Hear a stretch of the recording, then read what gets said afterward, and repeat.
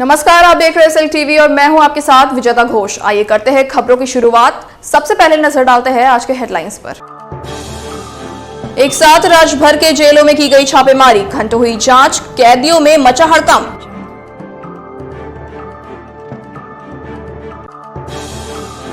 Naugachhia police को मिली बड़ी कामयाबी, अंतर्राज्यीय हथियार तस्कर गिरोह का किया पर्दाफाश।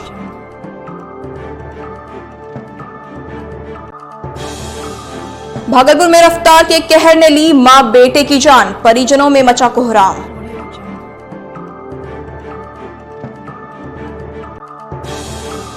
एक दिसंबर से शुरू होगा भागलपुर रांची ट्रेन का परिचालन, यात्रियों को मिलेगी राहत।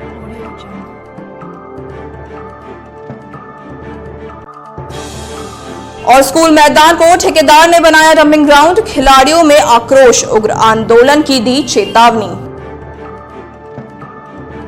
अब खबरें विस्तार से। सरकार के निर्देश पर भागलपुर के शहीद जुब्बा सहनी केंद्रीय कारा और विशेष केंद्रीय कारा में मंगलवार को यानी आज ताबड़तोड़ छापेमारी की गई। अचानक पहुंचे डीएम और एसएसपी समेत कई अधिकारियों के काफिले को देखकर जेल प्रशासन और कैदियों में हड़कंप मच गया। कैंप जेल में जेल अधीक्षक मनोज कुमार की उपस्थिति में डीएम और एसएसपी ने सुरक्षा बलों के साथ कैदी वार्ड, जेल, अस्पताल, कैंटीन, रसोई घर, प्रथम और तीसरे खंड के अलावा भंडार घर और स्नान घर का भी जायजा लिया। जबकि सेंट्रल जेल में जेल अधीक्षक संजय कुमार चौधरी और उपाधीक्षक राकेश सिंह की मौजूदगी में अधिकारियों ने छापेमारी की। इस दौरान कपड़े, जूते, बिस्तर समेत सामानों की तलाशी ली गई। हालांकि छापेमारी के दौरान केंद्र कारा, विशेष केंद्रीय कारा और महिला मंडल कारा से कोई भी आपत्तिजनक सामान बरामद नहीं हुआ। डीएम प्रणव कुमार और एसएसपी आशीष भारती ने सेंट्रल जेल में छापेमारी की, जबकि सीनियर एडीएम और सिटी एसपी ने भी भारी पुलिस बलों के साथ कैंप जेल में छापेमारी की। छापेमारी के दौरान DM, SSP, ADM, city SP, DTO, city ASP समेत कई पुलिस अधिकारी और काफी संख्या में दर्जनों पुलिस के जवान मौजूद रहे। वहीं बता दें कि सुरक्षा को लेकर सरकार के निर्देश पर राज्य भर के जेलों में छापेमारी की गई। तस्करी के लिए बस के जरिए ले जाए जा रहे भारी मात्रा में हथियार की बरामदगी के बाद नौगछिया पुलिस ने अंतर्राज्यीय हथियार तस्करी गिरोह का किया भांडाफोड़। नौगछिया पुलिस ने गुप्त सूचना के आधार पर अंतर्राज्यीय हथियार तस्कर गिरोह को पकड़ने में बड़ी कामयाबी हासिल की है। बीते सोमवार नौगछिया एसडीपीओ दिलीप कुमार ने प्रेस कॉन्फ्रेंस कर जानकारी देते हुए बताया कि कल यानी सोमवार को उन्हें सूचना मिली थी कि बस के जरिए भारी मात्रा में आधुनिक हथियार तस्करी के लिए बाहर लेके जाया जा रहा है। सूचना मिलते ही तुरंत भागलपुर पुलिस अधीक्षक पूरन झा और नौगछिया एसडीपीओ दिलीप कुमार के तरफ से एक टीम गठित की गई, जिसके बाद गोपालपुर थाना क्षेत्र के NH 31 के मार्ग पर चेकिंग शुरू कर दी गई।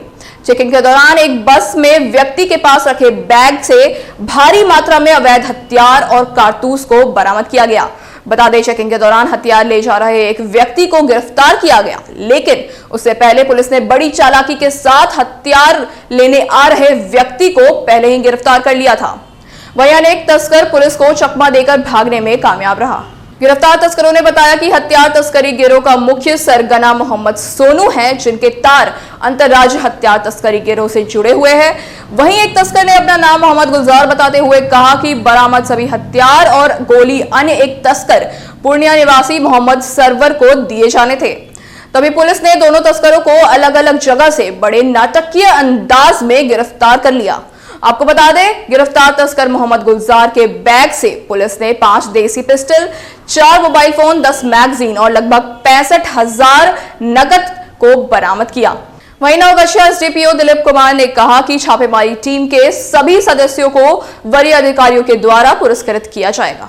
ये गिरफ्तार जो रिसीवर हैं, इनके अनुसार अभी तक लगभग 10 बार ये माल को मुंगेर से पूर्णिया पहुंचा चुके हैं इस व्यक्ति को, और ये भली भांति इसको पहचानते भी थे, देखते ही बता दिया कि यही व्यक्ति है।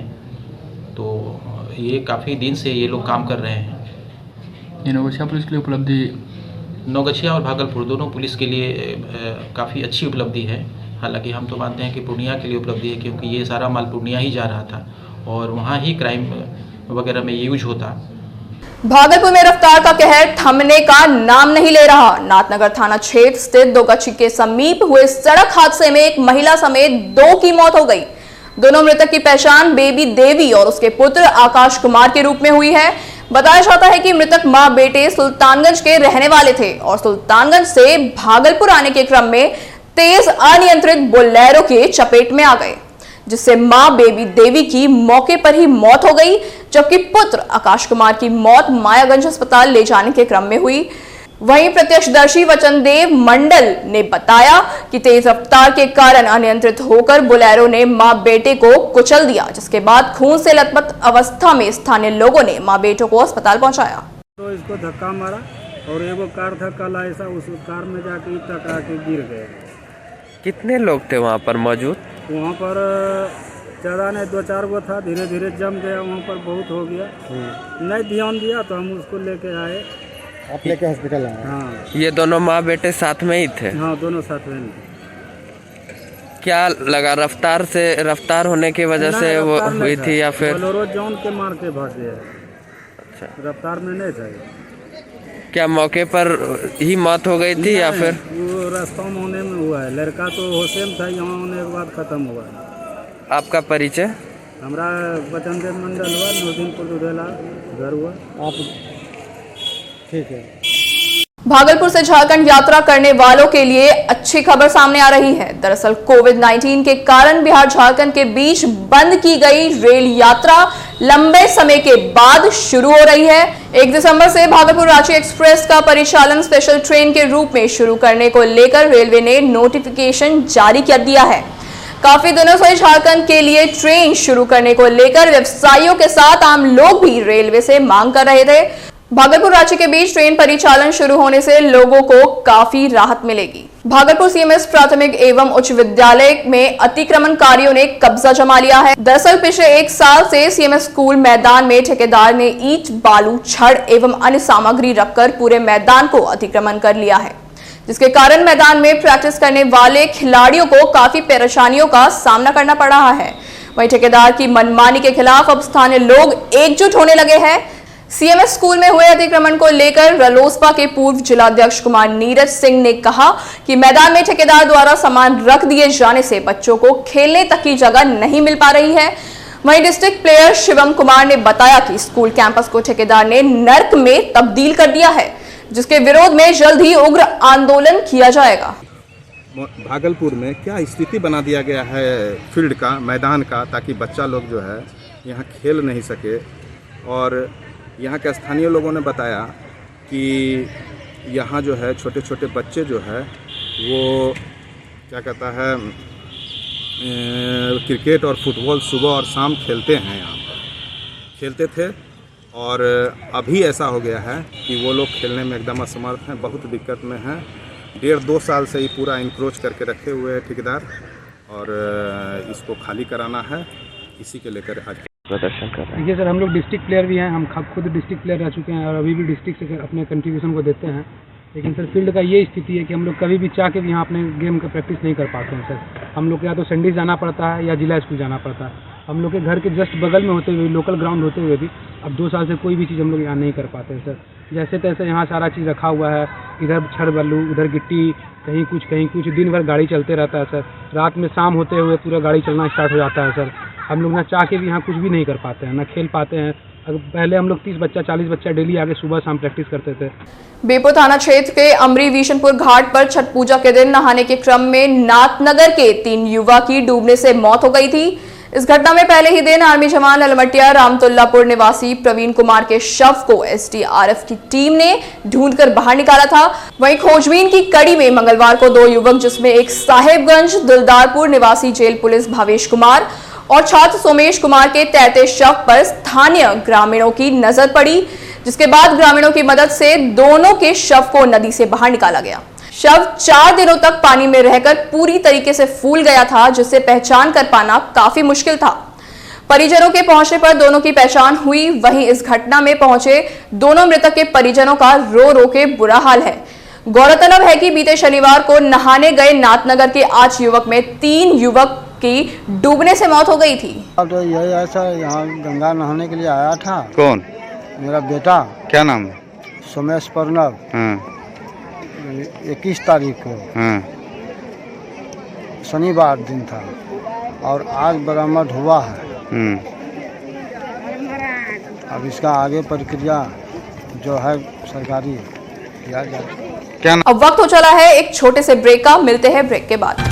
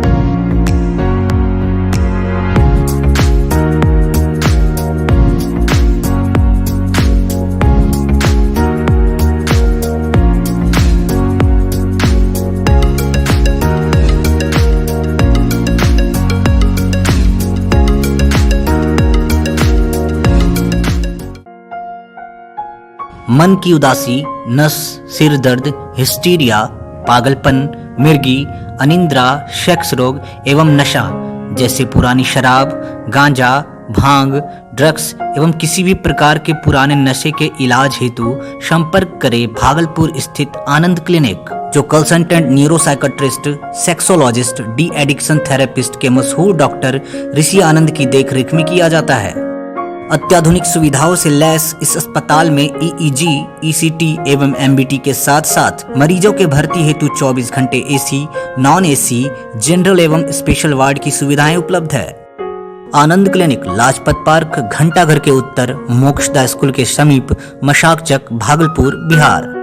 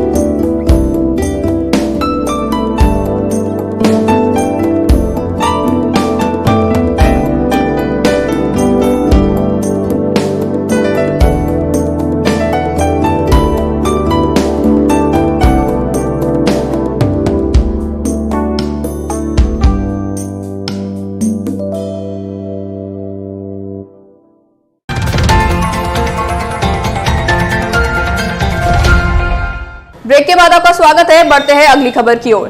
सड़क दुर्घटना पर काम करने वाली संस्था जीवन जागृति सोसाइटी अब जल दुर्घटना पर भी काम करने लगी है। जीवन जागृति की टीम अब तक गंगा नदी में छलांग लगाने वाले 60 से अधिक लोगों की जान बचा चुकी है। वहीं सोसाइटी के अध्यक्ष डॉक्टर अजय कुमार ने बताया कि पहले हम लोग केवल सड़क दुर्घटना के शिकार हुए व्यक्तियों की सहायता करते थे, लेकिन अब सड़क दुर्घटना के साथ नदी में छलांग लगाने वालों को भी बचाने का प्रयास कर रहे हैं। डॉक्टर अजय ने कहा कि पिछले दिनों भागलपुर के बरारी पुल घाट पर पूर्णिया की रहने वाली रेखा देवी ने घरेलू विवाद के कारण गंगा में छलांग लगा दी थी, जिसे हमारे जल दुर्घटना सहायता मित्र मुकेश साहनी और उनकी पूरी टीम ने तत्परता दिखाते हुए महिला को सकुशल बाहर निकाल लिया। वहीं डॉक्टर अजय कुमार सिंह ने कहा कि हमारी टीम गंगा नदी में डूबते लोगों को बचाने के लिए सक्रिय रहती है। कि जब कोई डूबता है, वहां डूब जाता है एक्सीडेंटली, तो लोग चिल्लाते हैं बचाओ बचाओ बचाओ, और बगल से मछुआरे लोग आते हैं और उसको बचाते हैं, कोशिश करते हैं, लेकिन जब तक वो लोग आते हैं वो डूब जाता है और सिर्फ लाशें ही निकाल पाते हैं। तो मैंने उसमें दिमाग लगाया, हमारी टीम ने उसमें मदद किया। ये दिमाग लगाया कि उसी मछुआरे में से एक जो तैरना स्वाभाविक है, मछुआरा तैरना जानता है सब लोग, उसी में से एक अनएम्प्लॉयड लोग को, एक बेरोजगार युवक को मैंने लाया और उसको कहा कि आप यहाँ दुकान, सब लोग डब्बा उब्बा पूजा पाठ का दुकान लगाता है, आप लगाओगे? तो उन्होंने कहा हाँ लगे भाई हुजूर से पूंजी लेकिन नहीं चाहिए, हम के लिए हम पूंजी देंगे। और उसको मैंने दुकान का अच्छा पूंजी दिया और कहा कि मेरा सिर्फ एक काम करना कि तुम यहाँ डब्बा बेचना और सामान बेचना, लेकिन कोई भी व्यक्ति यदि अब वहां डूबे तो वो निकालना तुम्हारा काम है। भागलपुर समीक्षा भवन में जिलाधिकारी प्रणव कुमार की अध्यक्षता में मंगलवार को राजस्व वसूली एवं आंतरिक संसाधन की बैठक आयोजित हुई। बैठक में डीएमए राजस्व के सभी विभाग के अधिकारियों और अंचलाधिकारियों से राजस्व वसूली से संबंधित जानकारी ली, साथ ही दाखिल खारिज और लगान वसूली के कार्यों में तेजी लाने का निर्देश भी दिया।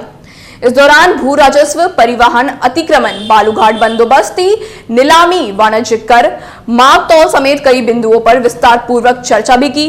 बैठक में एडीएम राजेश झा राजा, कहलगांव एसडीओ, जिला कृषि पदाधिकारी, जिला परिवहन पदाधिकारी समेत विभिन्न विभाग के पदाधिकारी और सभी सीओ मौजूद रहे। भागलपुर बीएसएनएल महाप्रबंधक कार्यालय परिसर में मंगलवार को बीएसएनएल एनएफटीयू की ओर से विभिन्न मांगों के समर्थन में प्रदर्शन किया गया। केंद्र यूनियन के आदेश पर प्रदर्शन कर रहे बीएसएनएल कर्मियों ने सरकार के खिलाफ जमकर नारेबाजी करते हुए महंगाई भत्ता देने की मांग की, साथ ही 4G स्पेक्ट्रम नहीं देने का आरोप लगाते हुए बीएसएनएल को बर्बाद करने की भी बात कही।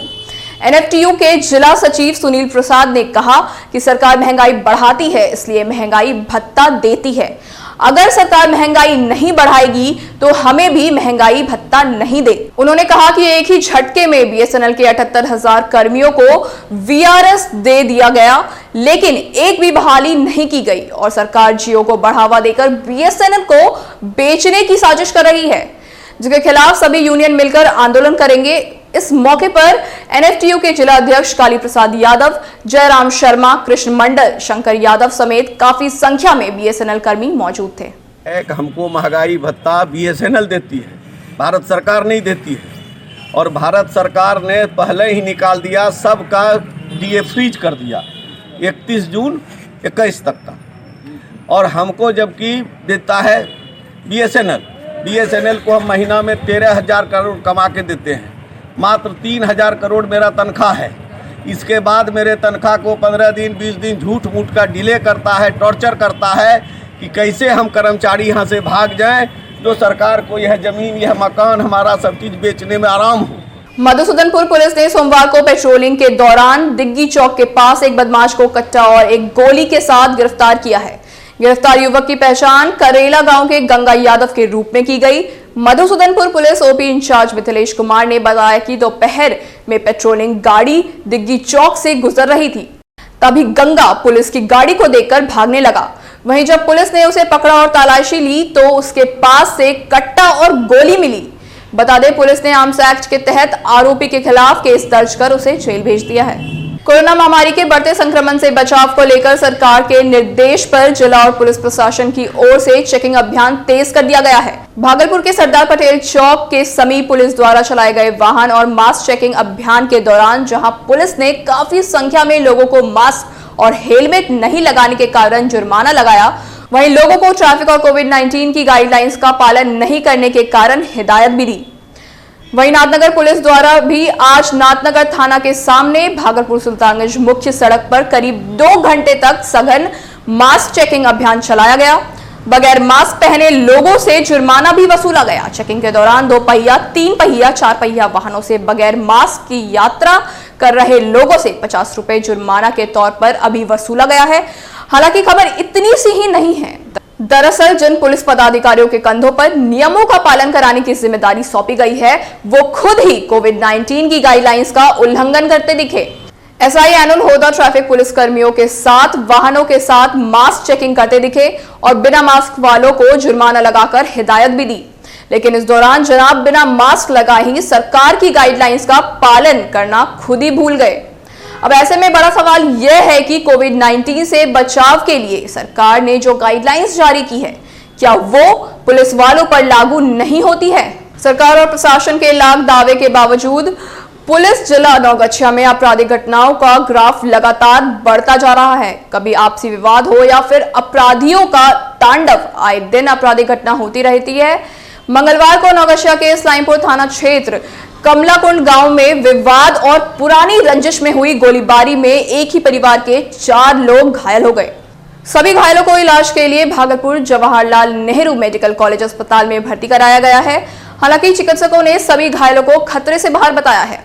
घायलों में चंद्रकिशोर यादव, कारेलाल यादव, राकेश यादव और सुमन यादव शामिल है। सुमन यादव को कमर में गोली लगी है, जबकि अन्य 3 को बाह में गोली लगी है। सूचना के बाद इस्लामपुर थाना पुलिस मौके पर पहुंची और मामले की जांच में जुट गई। वहीं पुलिस ने अस्पताल में इलाजरत घायलों से फर्द बयान भी लिया है। अंत में चलते चलते एक बार फिर से नजर डालते हैं आज के हेडलाइंस पर। एक साथ राज्य भर के जेलों में की गई छापेमारी, घंटों हुई जांच, कैदियों में मचा हड़कंप।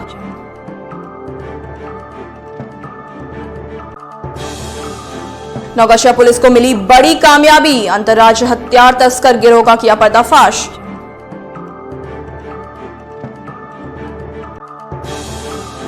भागलपुर में रफ्तार के कहर ने ली मां बेटे की जान, परिजनों में मचा कोहराम।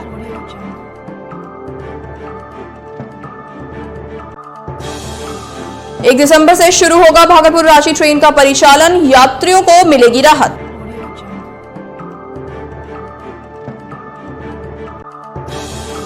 और स्कूल मैदान को ठेकेदार ने बनाया डंपिंग ग्राउंड, खिलाड़ियों में आक्रोश, उग्र आंदोलन की दी चेतावनी। आज के इस बुलेटिन में बस इतना ही। नमस्कार।